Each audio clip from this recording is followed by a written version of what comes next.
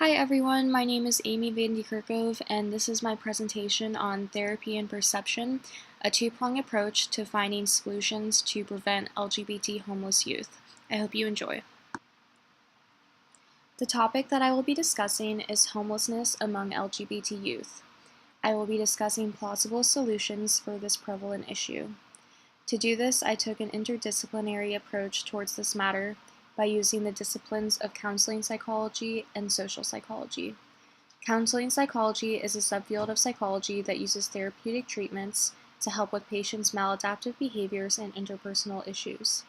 This approach's goal is to supply LGBT students with resources at school for group and family therapy. Social psychology is a subfield of psychology that studies how people's behaviors, feelings, and thoughts are impacted by others. This approach's goal is to alter people's negative perspectives and attitudes towards LGBT students. Homelessness among LGBT youth is a major concern. In a study by Rosario, Shrimshaw, Gibson, and Hunter, 48% of LGBT participants reported to have been homeless at some point in their life. In addition to that, 20% of homeless adolescents reported to being lesbian, gay, bisexual, or transgender. These statistics make it clear how abundant this issue is for LGBT youth. Risk factors are increased in regards to homelessness among the LGBT community. Therefore, they are more at risk than their heterosexual peers. In comparison to heterosexual homeless youth, LGBT homeless youth reported being more physically and sexually victimized, using substances more frequently, reported higher levels of depressive symptoms, reported having more sexual partners, and reported higher rates of unprotected sex. LGBT homeless youth also frequently trade sex for food, money, or shelter, which increases their risk for HIV. LGBT homeless youth reported attempting suicide more than non-LGBT youth, with 62% of LGBT reporting to have attempted suicide in comparison to 29% of non-LGBT homeless youth. There are several things that are correlated to LGBT youth homelessness. Family problems, economic problems, residential instabilities, and bullying are factors. LGBT homeless youth have low levels of social support, including peers and supportive adults. LGBT youth reported to leaving home due to physical abuse in the home, alcohol use in the home, and conflicts with their parents over their sexuality. This is a video of Riley Dennis, a trans woman who discusses why LGBT youth are more likely to be homeless. I found this video very informative, and it is one of the reasons that I decided to focus on this issue for the project. I highly encourage you to watch it.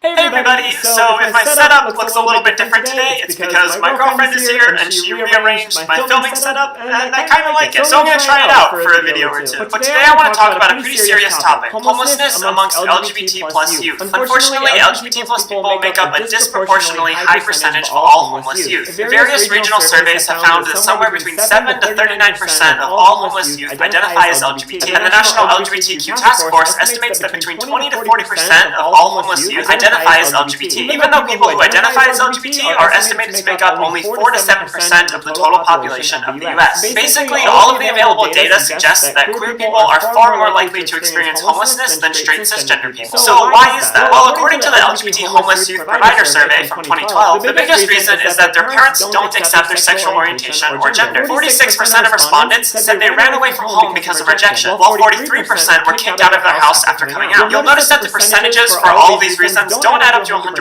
and that's because respondents were able to choose multiple options. For instance, they could have faced abuse at home, and because of that decided to run away. So it's because of societal stigma against queer people that causes youth homelessness to be so rampant within the LGBT plus community. When parents can't accept their queer kid, sometimes they just kick them out of their house, and other times they make life so miserable for their child that they decide to run away. There's nothing about queer people that makes them inherently more likely to be homeless. It's just the fact that there's so much societal stigma against them that they're often driven to homelessness. Negative attitudes towards people because they're not straight or cisgender aren't just an opinion. They're an actively harmful ideology that puts queer people on the streets. When people crack jokes at the expense of queer people, when people falsely claim that trans women aren't real women, when people argue against marriage equality, all of that contributes to a culture that is okay abandoning their children just because they're different. And it's not just that LGBT plus youth are more likely to be homeless. They're also more likely to be worse off than straight cisgender homeless youth. A review from 2014 in the American Journal of Orthopsychiatry found that LGBT plus people are far more likely to suffer from depression and suicidal thoughts than cishet people. They're more likely to abuse alcohol or drugs, and they're also more likely to be sexually or physically assaulted. And trans people specifically often have it the hardest, because accessing transition-related services can be difficult, if not impossible, while homeless. And those who are able to get hormones may self-medicate in a dangerous way. There's also the fact that homeless shelters are often segregated by sex, which means that trans people fear not being allowed into the shelter that corresponds with their gender, and instead being forced into the shelter that corresponds with the gender they were assigned at birth. For trans women, for example, being forced to use a men's shelter can not only be hugely invalidating and discouraging, but it can also put them in danger when the cis men there find out they're trans. All of this can cause trans people to avoid shelters entirely and face more abuse than cis people when they do use shelters. There's no overnight solution to fixing how homeless LGBT plus youth are treated, but increased federal funding would go a long way. There needs to be more government funding for explicitly LGBT-friendly homeless shelters and organizations. For too many queer people, seeking help at a shelter is a gamble. Will they be accepted? Will they face rejection, humiliation, and possible physical violence all over again? A report by the Palette Fund, the True Colors Fund, and the Williams Institute identified lack of government funding as the main barrier to improving services for homeless LGBT plus youth. There's just not enough money going towards these kids. In fact, there's even federal money going to organizations that are known for being anti-LGBT, like the Salvation Army, which receives millions in federal funding every year. This leaves homeless LGBT plus youth with even fewer options for shelter and aid than their cishet counterparts. If you would like to help in some way, I'll link to some homeless shelters and LGBT plus organizations that are doing what they can to help homeless queer youth. You can donate money, which they obviously need, or donate your time by volunteering. It could mean the world to a homeless queer kid. In the meantime, though, if we want to protect young queer kids from becoming homeless in the first place, we have to work on changing how people view LGBT plus people in the first place. If parents can accept their children for who they are, there's much less of a chance they will run away or be kicked out. That's why it hurts so much to still see people making fun of queer people in 2018. I feel like people act like because marriage equality is a thing now, LGBT plus people are completely accepted, but that couldn't be further from the truth. When straight dudes talk about how queer dudes make them uncomfortable, they spread the idea that queerness is wrong. When cis women claim that trans women aren't real women, they spread the idea that being trans is wrong. Surface level LGBT tolerance isn't enough. We need to be confronting anti-queer ideas and actively fighting for LGBT plus acceptance. It's unacceptable that parents are still disowning their children just because of their gender or sexual orientation, but it's important that we recognize that it's happening. You can't address a problem if you don't know it exists. So please check out some of the links in the description and do what you can to support homeless LGBT plus youth. Thanks for watching this video.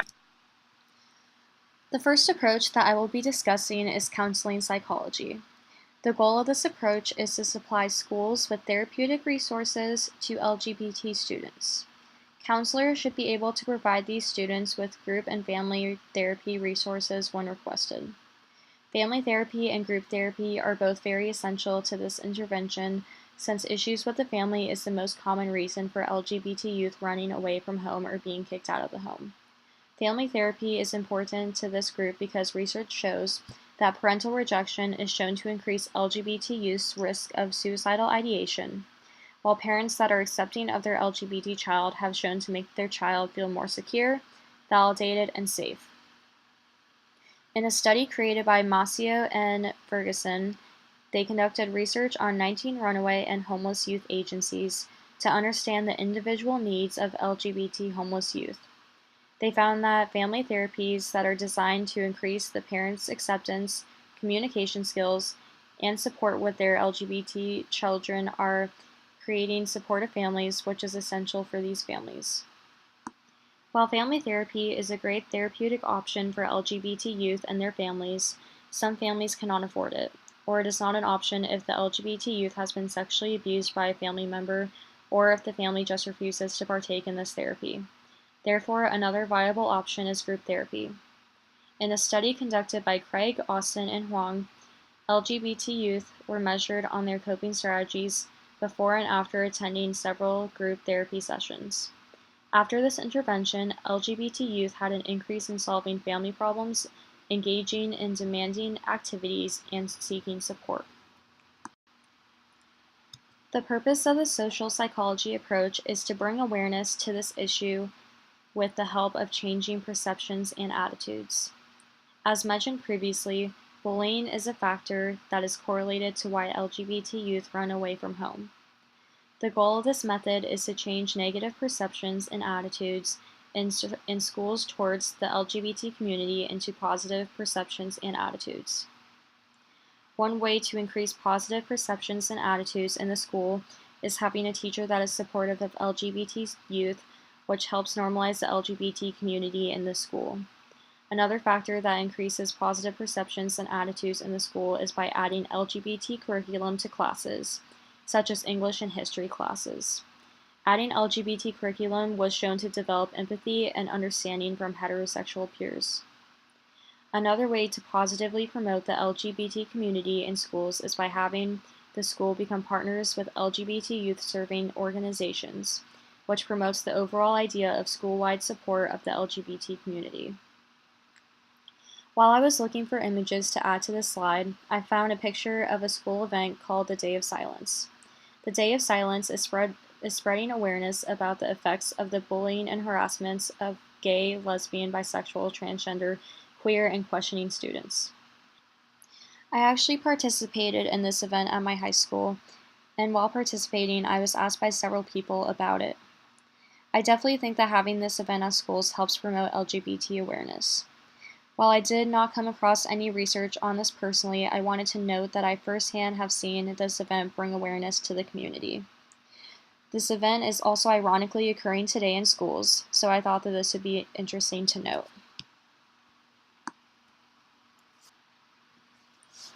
Using both the subfield of counseling psychology and social psychology is very important to this problem of LGBT youth homelessness, because both of these tackle factors that are linked to why LGBT homeless youth have left their homes. The counseling psychology approach focuses on family and group therapy. Family therapy is beneficial to the LGBT youth and their family because one of the main reasons for LGBT youth homelessness is the fact that they have family issues.